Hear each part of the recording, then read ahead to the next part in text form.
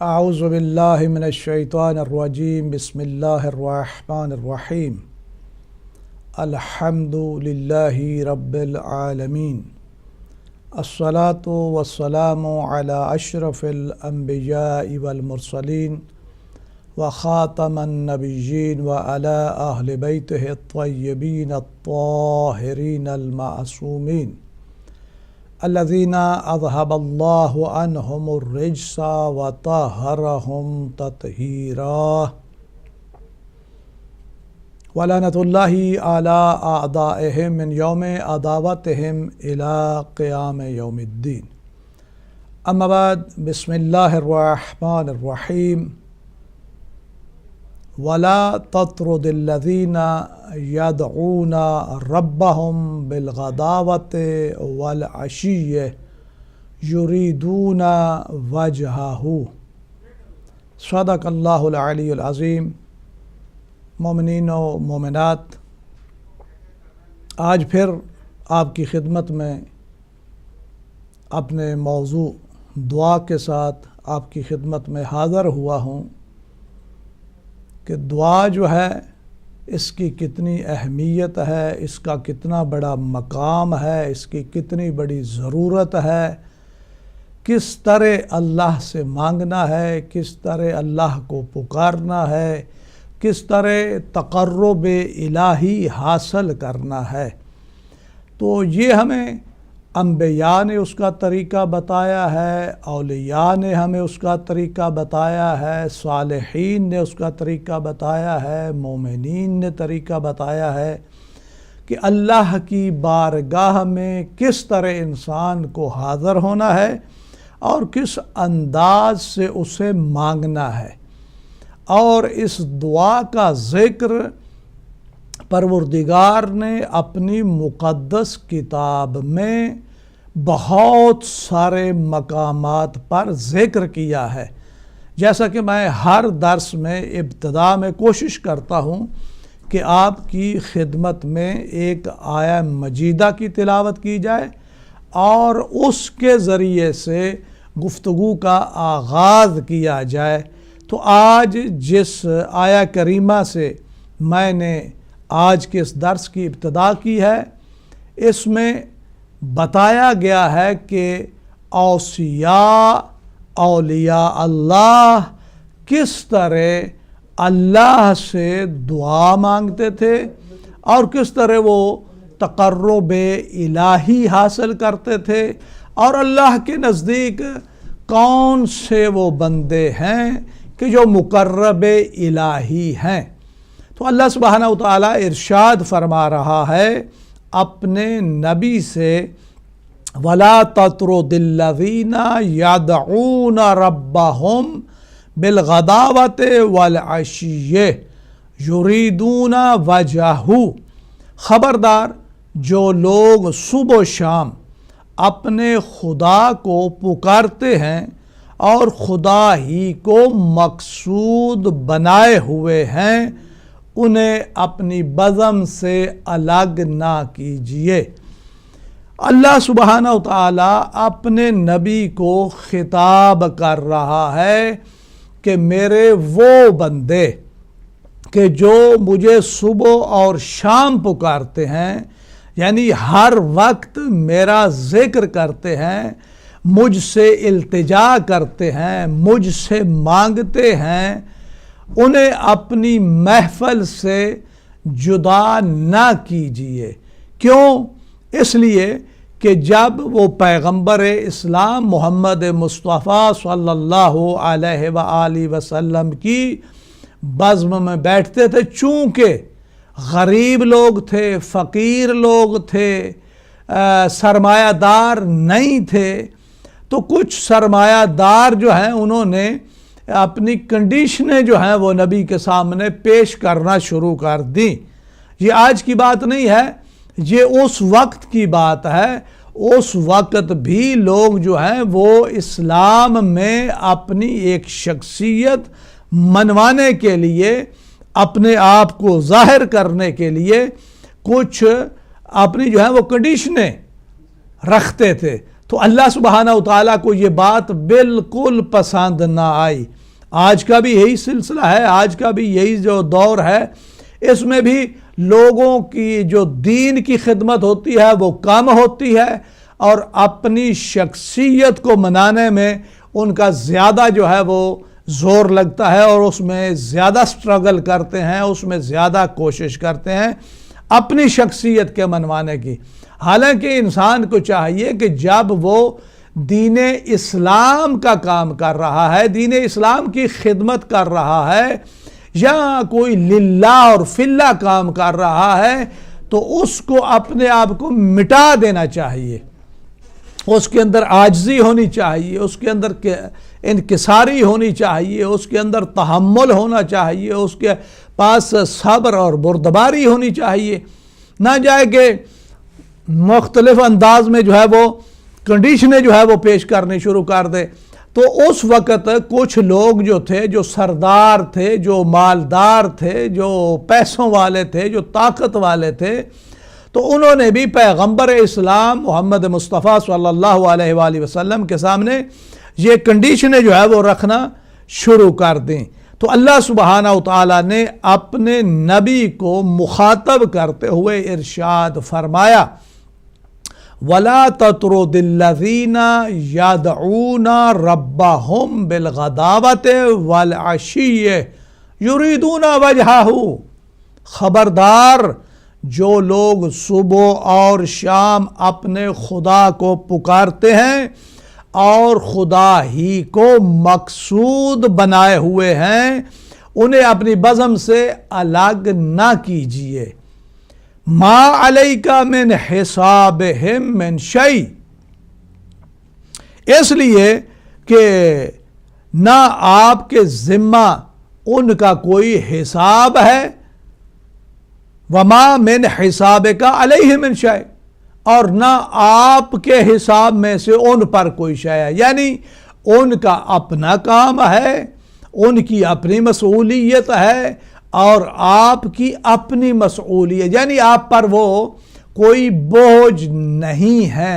لہٰذا اگر وہ اللہ والے ہیں، اگر وہ اللہ کو پکارتے ہیں، اگر وہ اللہ سے مانگتے ہیں، تو اے میرے نبی یہی لوگ جو ہیں یہ بہتر ہیں، یہی اچھے ہیں، ان کو اپنی محفل سے دور مت کیجیے۔ دیکھیے کہ اگر کوئی بندہ اخلاص کے ساتھ مخلص ہو کر اللہ سبحانہ و تعالیٰ کی بارگاہ میں آتا ہے تو اس کا کتنا بڑا مقام ہے۔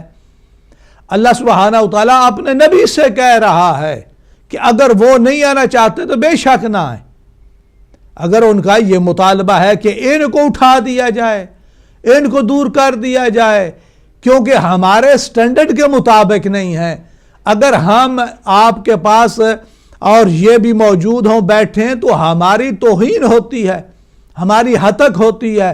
آج کا معاشرہ یہ ایسا ہی ہے نا، کوئی فرق تو نہیں ہے۔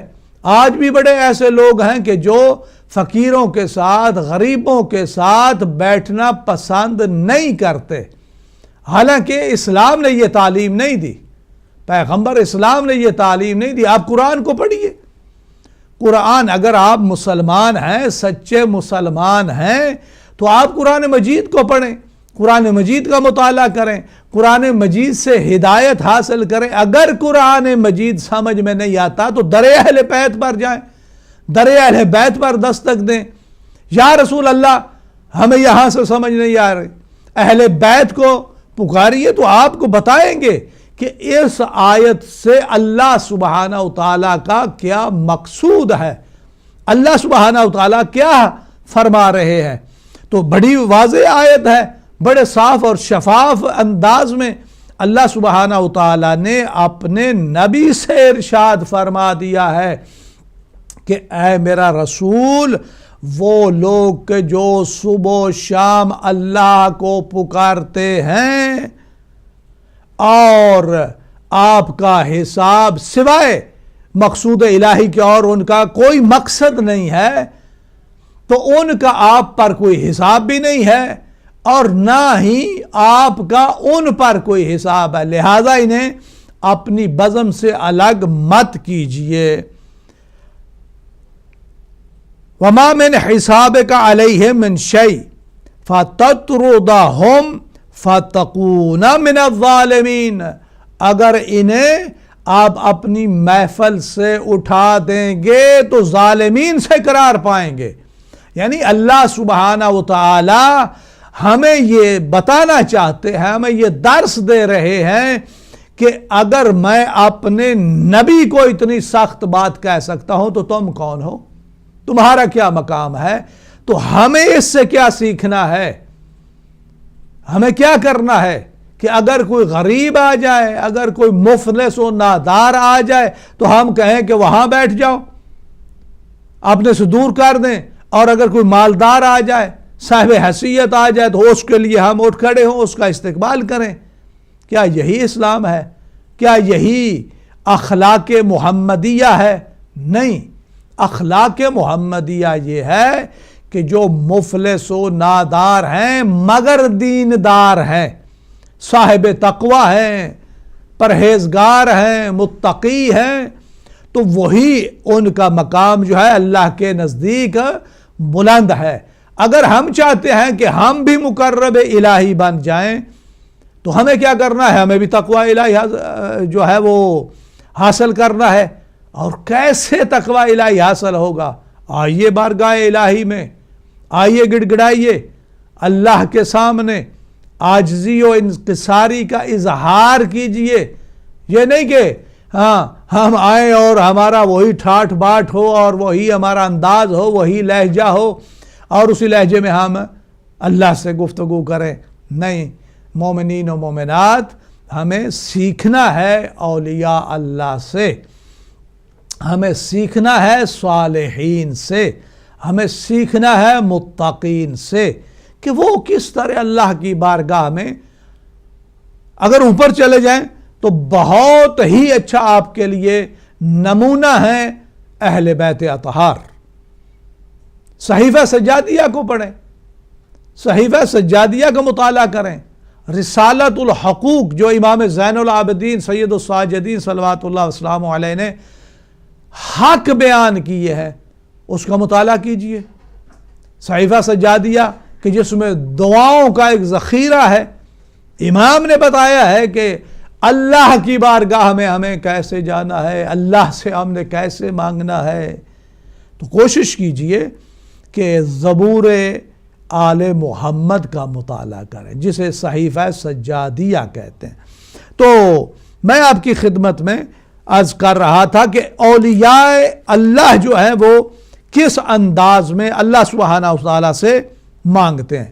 پیغمبر اسلام محمد مصطفیٰ صلی اللہ علیہ وآلہ وسلم ایک وصیت کی ہے جناب ابو ذر غفاری کو، اور اس وصیت میں آپ کیا ارشاد فرماتے ہیں؟ یا ابا ذر طوبی للذین فی الدنیا الراغبین فی الآخرہ. اے ابو ذر، خوشخبری ہے ان کے لیے کہ جو دنیا میں رہتے ہوئے زاہد بھی ہیں اور راغبین فی الآخرہ، اور آخرت کی طرف راغب بھی ہیں. یعنی جب وہ دنیا میں ہیں تو ان کا انداز زاہدانہ ہوتا ہے، اور اس دنیا میں رہتے ہوئے وہ آخرت کے جو ہیں وہ راغب ہیں. ان کی یہ حالت ہوتی ہے، وہ اس حالت میں ہوتے ہیں کہ کب اللہ سبحانہ وتعالی کا حکم آئے گا اور ہم اس کے حکم پر لبیک کہتے ہوئے اس جہاں میں جائیں گے جہاں ہم نے ہمیشہ ہمیشہ کے لیے رہنا ہے. یہ تو دار فانی ہے جس کو ہم نے ایک بہت بڑا مسئلہ سمجھ رکھا ہے. ہمارا تو جی نہیں کرتا کہ اس دنیا سے ہم جائیں، اگرچہ اس دنیا کی اس دنیا کے مقابلے میں یا اس جہاں کی اس جہاں کے مقابلے میں کوئی ویلیو نہیں، کوئی وقت نہیں. ہاں، یہ دنیا جو ہے دنیا تو مزرعۃ الآخرہ، یہ آخرت کے لیے کھیتی باڑی ہے، یعنی آپ کے لیے ایک فرصت ہے، ایک وقت ہے کہ آپ اس میں جتنا حاصل کر لیں اتنا ہی بلند مقام آپ کو وہاں ملے گا۔ ویسے تو ہمارا جی کرتا ہے نا اچھا مکان ہو، بہت بڑا مکان ہو، عالی شان مکان ہو، عالی شان محل ہو۔ تو جب آپ جنت میں جانا چاہتے ہیں تو کیا جنت میں جانا آسان ہے؟ پہلے تو یہ سوال ہے کہ جنت میں جانا آسان ہے؟ اس کے لیے کچھ ہمیں سٹرگل کرنا ہے، اس کے لیے ہمیں کچھ محنت کرنی ہے، اس کے لیے ہمیں کچھ جہاد کرنا ہے، کچھ چیزوں کو ہم نے ترک کرنا ہے اور کچھ چیزوں کو بجا لانا ہے۔ یہ نہیں کہ ہر چیز کو ترک کرنا ہے، نہیں، کچھ چیزوں کو ترک کرنا ہے اور کچھ چیزوں کو اپنانا ہے۔ وہ کون سی چیزیں ہیں کہ جن کو ترک کرنا ہے اور وہ کون سی چیزیں ہیں جن کو اپنانا ہے، یہ ہمیں پیغمبر اسلام محمد مصطفیٰ صلی اللہ علیہ وآلہ وسلم نے ایک معیار دیا ہے، اور جس چیز سے انہوں نے روکا ہے اس سے ہمیں رکنا ہے، اور جس چیز کا ہمیں حکم دیا اس کو ہم نے کرنا ہے۔ تو اللہ سبحانہ وتعالی نے اپنے نبی سے کیا کہا؟ ان کے لیے کہ جو اللہ کے بندے ہیں، اور پیغمبر اسلام نے جو وصیت کی ہے ابو ذر کو وہ بھی سنیے کہ پیغمبر فرماتے ہیں اے ابو ذر طوبی للذین فی الدنیا الراغبین فی الآخرہ، طوبی للزاہدین فی الدنیا الراغبین فی الآخرہ، خوشخبری ہے ان کے لیے، بشارت ہے ان کے لیے کہ جو اس دنیا میں زاہد ہیں۔ کیا زاہد بننا آسان ہے؟ باتیں کرنی آسان ہے، لیکن زاہد بننا مشکل ہے۔ اعتراض کرنا آسان ہے، عمل کر کے دکھانا مشکل ہے۔ لہذا کوشش کریں زاہد بننے کی، متقی بننے کی، پرہیزگار بننے کی۔ جو پیغمبر نے ابو ذر کو خوشخبری دی ہے وہ زاہدین کے لیے ہے۔ طوبی للزاہدین فی الدنیا، بشارت ہے ان زاہدین کے لیے، خوشخبری ہے ان زاہدین کے لیے کہ جو اس دنیا میں زاہد ہیں، اور راغبین فی الآخرہ، اور آخرت کے خواہشمند ہیں، آخرت کے انتظار میں ہیں کہ کب اللہ سبحانہ وتعالیٰ کا حکم آتا ہے اور ہم اس کی بارگاہ میں جاتے ہیں، کب ہم اس منزل کو پائیں گے۔ لیکن جو دنیا دار ہیں وہ تو کبھی بھی ایسی خواہش نہیں کریں گے، وہ تو کبھی بھی ایسی تمنا نہیں کریں گے۔ وہ کہیں گے کہ نہیں، یہی دنیا جو ہے ہمارے لیے یہی بہتر ہے، ہمیں اسی دنیا میں ہی رہنا ہے، اور کیونکہ ان کے اعمال بتا رہے ہیں، ان کا اٹھنا بیٹھنا، ان کا لباس، ان کا کھانا پینا، اس سے ہمیں پتہ چلتا ہے کہ بالکل ان کو جو ہے آخرت کا کوئی خیال ہی نہیں ہے۔ لیکن پیغمبر کیا فرماتے ہیں؟ الذین اتخذوا ارض اللہ بساطا، یہ کون لوگ ہیں جو زاہد ہیں؟ یہ وہ کون لوگ ہیں؟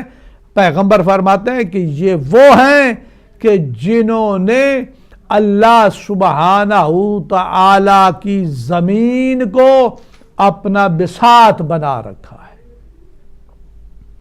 وَتُرَابَهَا فِرَاشًا، اور اس کی زمین کو اپنا بچھونا بنا رکھا۔ ایک اوڑھنی ہوتی ہے اور ایک بچھونا ہوتا ہے۔ وَمَاءَهَا طَيِّبًا، اور یہ وہ زمین ہے کہ جس کا پانی جو ہے وہ طیب ہے، طاہر ہے، پاک ہے۔ لہذا ہمیں کوشش کرنی چاہیے کہ ہم ایسی چیزوں کی طرف متوجہ ہوں کہ جو پیغمبر اسلام نے خوشخبری دی ہے۔ مومنین و مومنات، ہم ابھی ایک چھوٹی سی بریک کی طرف جا رہے ہیں، بریک کے بعد آئیں گے تو آپ کی کالز بھی لیں گے، آپ کے سوالات بھی لیں گے، اور آپ سے گفتگو بھی کریں گے۔ والسلام علیکم ورحمۃ اللہ وبرکاتہ۔